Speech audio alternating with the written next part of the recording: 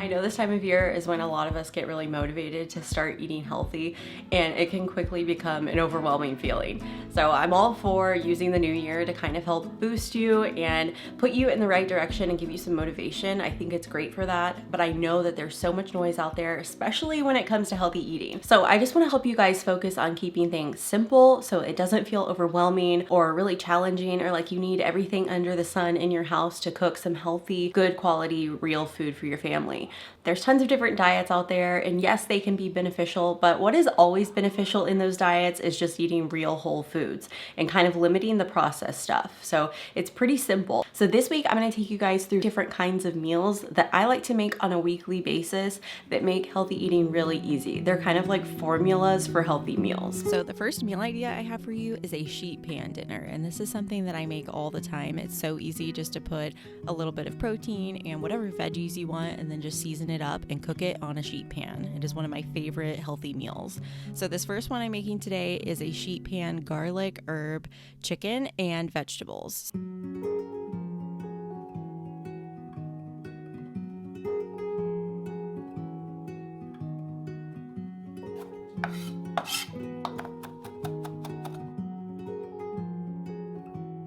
And to dress up this sheet pan chicken, I'm going to use a fresh garlicky herb butter, and it's actually really simple. I'm just going to use a little bit of chicken broth, some melted good quality grass-fed butter, garlic cloves that I'm just going to mince up until they kind of melt into the sauce, and then some fresh parsley and fresh thyme. And then I'll just season it with some salt and pepper. And this is going to make this really delicious garlicky herb sauce that we can drizzle all over the chicken and vegetables.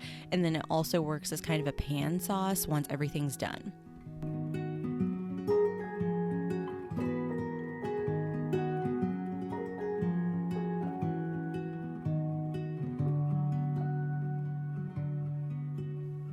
Now that my herb butter is together and ready to go, I'm gonna go ahead and get my vegetables prepared. So today I'm using a 20-ounce bag of baby red potatoes, and you can easily swap these for yellow potatoes or Dutch potatoes. Basically any sort of bite-sized potato works really well. So if you have some on hand, these will work great, but if you don't, you could even use just a russet potato. Just cut it up into nice little chunks so they're bite-sized. And I'm also going to be using 1 pound of fresh green beans, and I'll cut those in half and put them on, and they'll cook later, but I like to go ahead and get my chicken and potatoes cooking so I don't overcook the green beans. So now on the sheet pan, I left some room in the middle for the chicken, and then I'm just going to drizzle that with a little bit of avocado oil and season it with a little bit of salt and pepper. And that just makes sure that everything has flavor and is moist, and then later we'll add the drizzle of the sauce, and that'll just amplify that. And you can do this on both sides too. I always like to flip my chicken over and do whatever I did on the first side on the second side. That way everything's really well seasoned.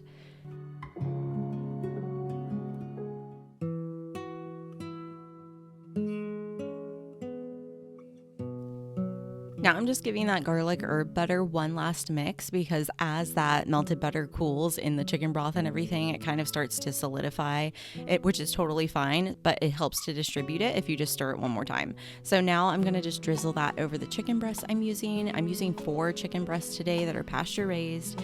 And then I'm also going to drizzle a little bit of our sauce over the red potatoes. And then I'm going to put this in the oven at 425 because we want everything to get nice and roasted. And we're going to let that cook for about 15 minutes. And then I'll turn everything over.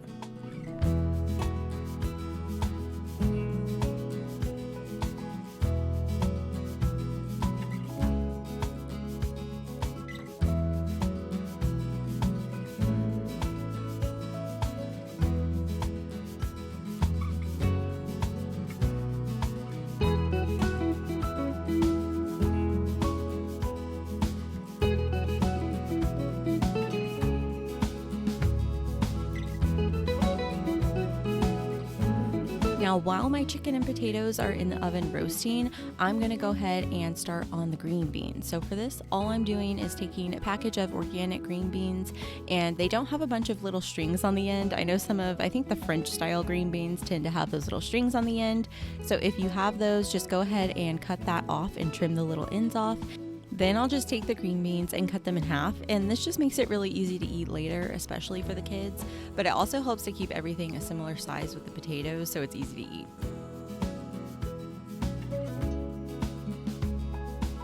So after 15 minutes is up, I'm gonna go ahead and take the sheet pan out of the oven, and I'm gonna turn over the chicken and kind of toss the potatoes in that garlicky herb sauce.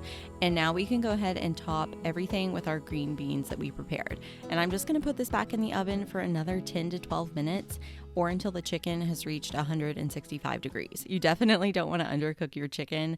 And a little thing I love to do to get everything really brown and crusty and just have lots of flavor is the last few minutes of cooking a sheet pan meal, I'll just turn on my broiler and get everything nice and golden brown.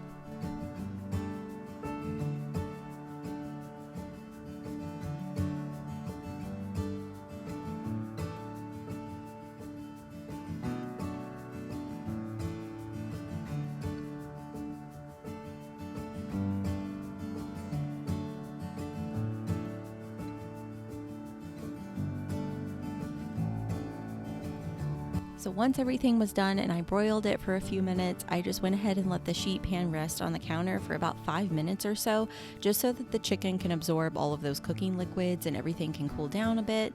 And then I slice into the chicken and serve this, and I love to drizzle it with a little bit of the cooking juices over the top. You can also sprinkle it with a little extra parsley just for some added greenery and health benefits.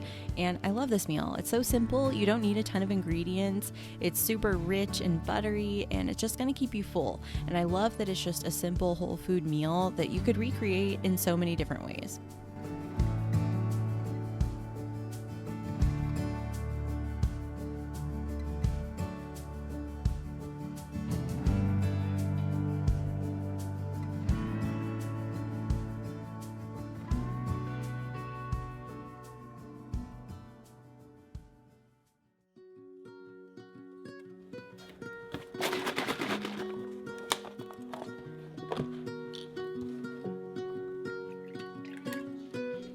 The next kind of meal I love to make when I just don't know what to make, or I still want to eat something healthy but I don't want to feel overwhelmed by having to cook it right now, is a meat and vegetable stir fry. So today I'm making one with steak. I'm using a grass-fed ribeye and just one of them, and then lots of veggies to make this meal go further. So I love making homemade versions of my favorite takeout meals because that way it has no soy, no gluten, none of the MSG, and it leaves you feeling totally different. So for my stir fry sauce, I'm going to make it myself. So I'm not going to buy a sauce from the store. I'm just going to make it homemade, and it's really easy. So I'm just going to use a little bit of coconut aminos, which is almost like a soy sauce, but it's made from coconuts, so it's really good for you. And then chicken broth, a little bit of vinegar, like rice wine vinegar or white vinegar. Any type of vinegar will work here pretty much, as long as it's nice and neutral. And then a little bit of honey to kind of sweeten it up and make it a little bit sticky. And then to thicken it, I'm going to use a mix of water and arrowroot powder, which is similar to cornstarch but just a healthier version. And that's going to be our stir fry sauce.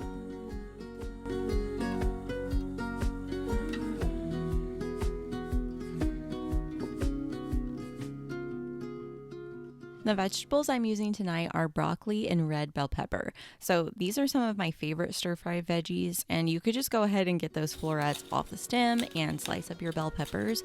And I like to make sure that everything's a little bit chunky, so I don't want it to be too soggy. I kind of want it to hold up, so I like to leave it chunky just like you would get at a restaurant.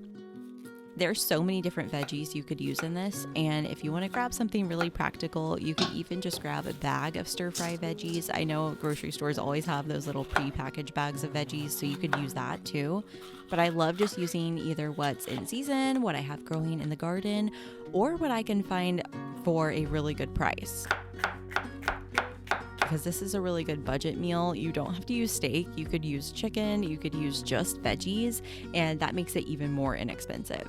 But I love using a nice, good red meat. It's actually one of my favorite things to eat and to feed my family. I'm a huge believer in good quality grass-fed red meat. It's amazing for your body. It has so many amino acids, and it's great for a whole host of different reasons. Anemia to autoimmune diseases. There's so many reasons red meat is amazing for you and for your gut.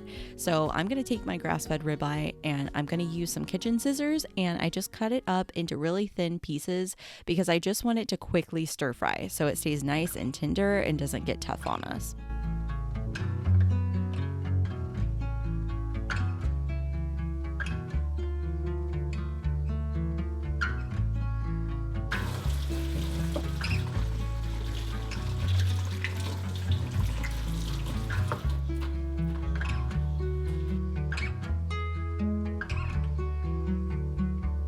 Before I get the steak searing on the stove, I'm going to go ahead and sprinkle that with a little bit of salt and pepper and drizzle it with avocado oil and give that a toss so it's ready to go in.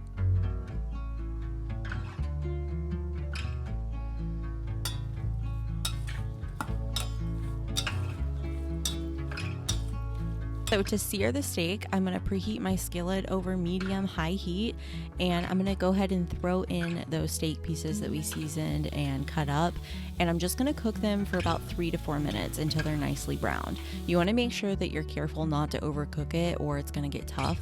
So I like to do about 2 minutes on one side, and once they have a nice golden brown crust, then I'll go ahead and flip them over. And you want to make sure that you don't crowd the pan too much, but if you're just using one steak, you should be just fine.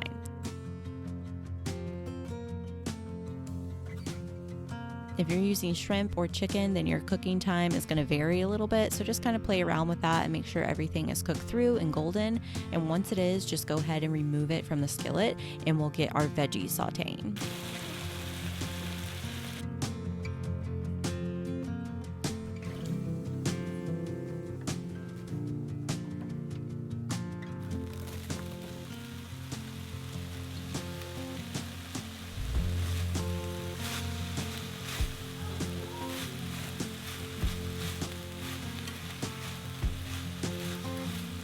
After I remove the meat from the skillet, I go ahead and add my veggies, and I'm just gonna have them saute with a splash of avocado oil for about 5 minutes until they're tender. And I add in a little bit of minced garlic, and I cut in a few slices of scallions or green onions. Let that all cook together for a few minutes, and then I'll add my meat back in, mix in that arrowroot slurry into the sauce that I made, and then drizzle that all over the meat and veggies.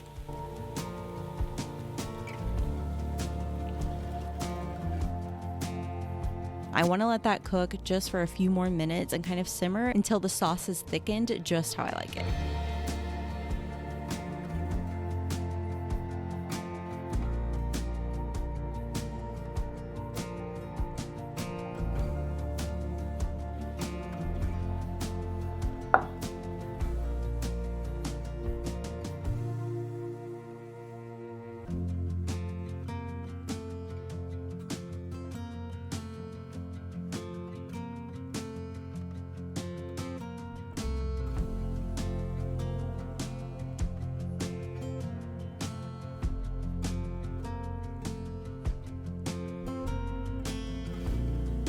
Once everything's done cooking and the sauce is nice and thick, I like to go ahead and serve that in a bowl, and I like to top mine with some mild chili crisp. It just adds like that nice sriracha type taste, just a little kick and a little heat. Definitely not on the kids, but I love this on mine. It adds a little more flavor and I just adore it. Now for the family, I'll serve this with like brown rice or soba noodles, but for me, I love it just like this with a little bit of sesame seeds on top.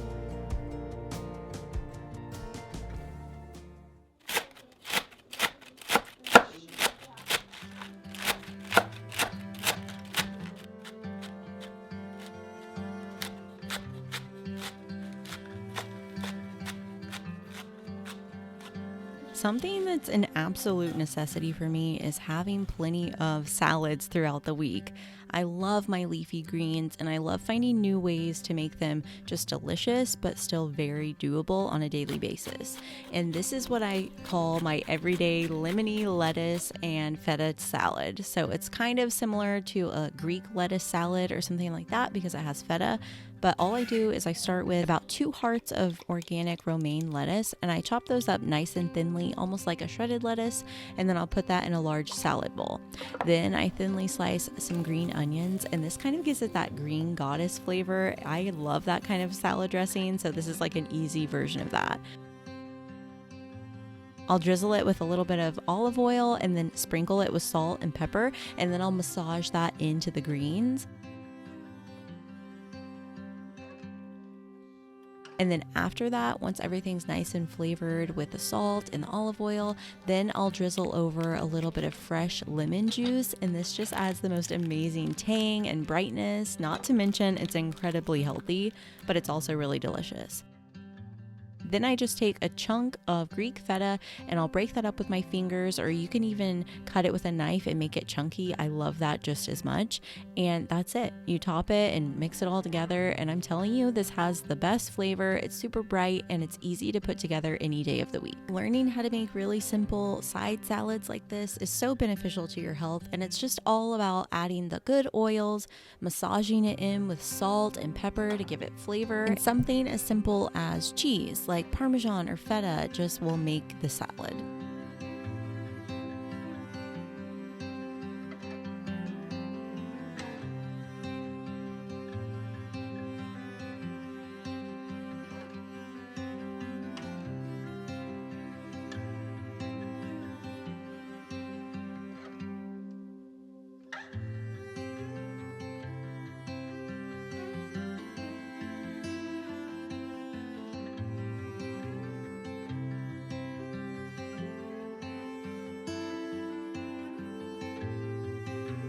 Today I'm making a big pot of soup, and that is something I love to make because all you need is meat, veggies, broth, maybe a little something creamy, and you have soup. So for this one, I'm starting out with just basic soup ingredients. I have some whole carrots, which are so inexpensive, and some celery, and I like to just run my knife down the celery stalk before I start dicing it. That way I get a nice fine dice that's just gonna melt into the soup.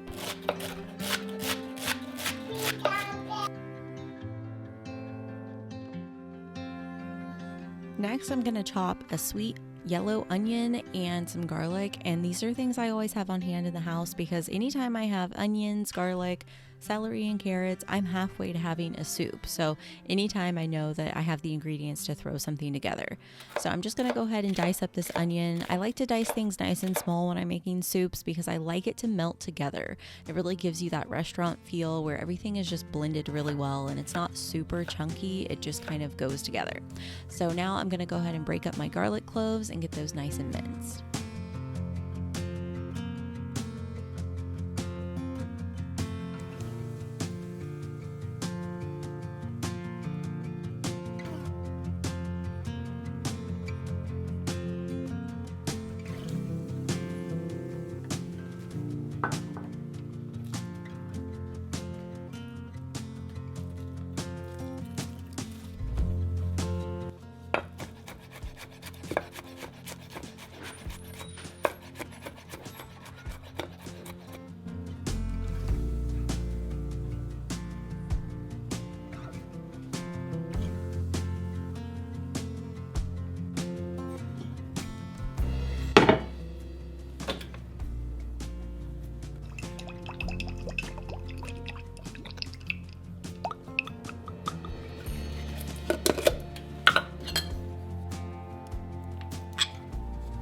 Now I'm getting my large cast iron soup pot heated up over medium-high heat, and I added in avocado oil and I also added in ghee. Ghee has a pretty strong flavor, so I like to cut it with the avocado oil just to make it more neutral. So I'm gonna get that heating up in my pot, and then I'm gonna go ahead and bring over my onions and my carrots and my celery, and then later I'll add in the garlic just so it doesn't burn.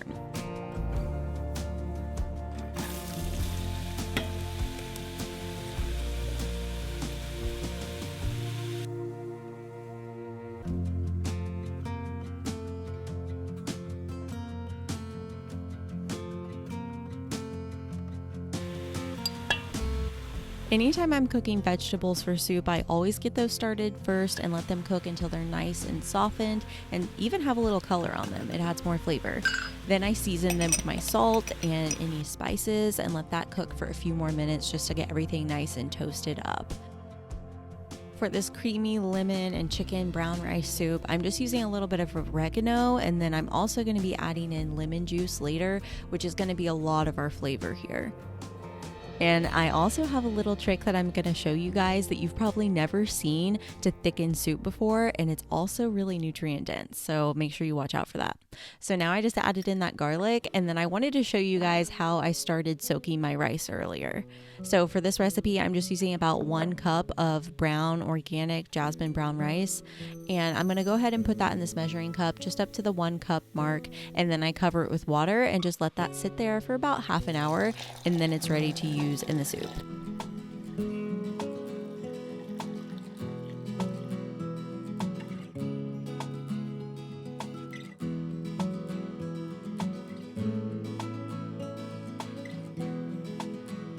So once those veggies are nice and soft, I'm gonna put in about 1.5 pounds of boneless, skinless chicken thighs. And I'm gonna add around 4 cups of chicken broth. Now, I love to make homemade chicken broth, but if I don't have it on hand, I usually keep a box in the pantry. So this is a good organic chicken broth, and it only has normal soup ingredients in it. It doesn't have any caramel color, which is really surprising that you can find organic stocks that still contain caramel color. So I like to make sure I find one that has clean ingredients or make it myself.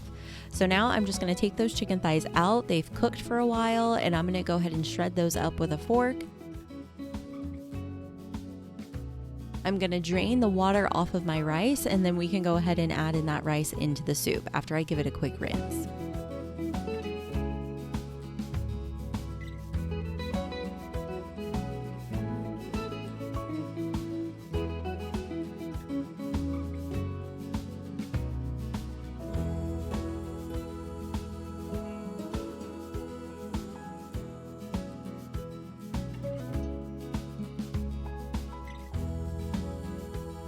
I'll just add the soaked brown rice into the soup pot, give it a stir, and I'll simmer it for another 15 to 20 minutes, making sure it's still al dente and kind of firm, because that rice will still continue cooking even after I turn off the heat, so we don't want it to overcook. I usually err on the side of a little too firm because it always softens up after it sits on the stove for a few minutes.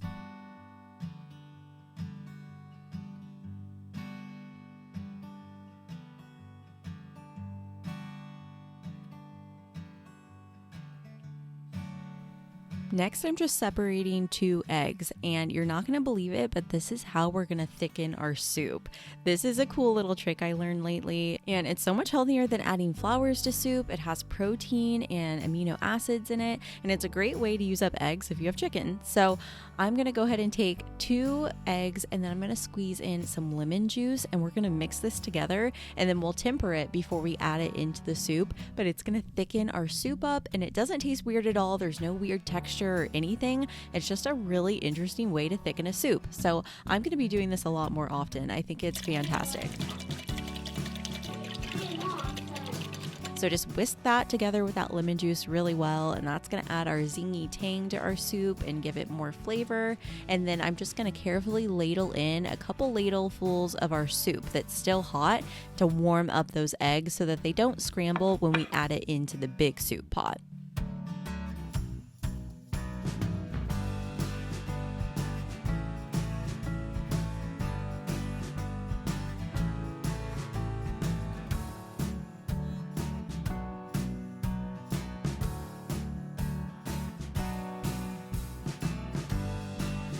So I'm just adding in my chicken, and I added in the tempered egg mixture, and then I'm going to add in a little bit of heavy cream. This is completely optional, but if you love a really creamy soup, go ahead and add in some cream, and it also helps to feed your hungry crowd and keep them a little more satisfied. So I love to throw in cream right at the end when it's nice and simmered and everything's come together. I'll give it a little taste test and check it for salt, and it's perfect, ready to go.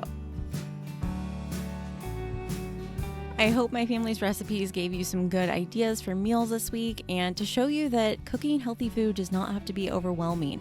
Get some basic healthy ingredients on hand and you can put together almost any meal. And if you're looking for the written recipe, you can find them on my website, healthyelizabeth.com. They're usually linked in the description as well. Thank you so much for watching and for all of your lovely, kind comments, and I'll see you guys in the next video.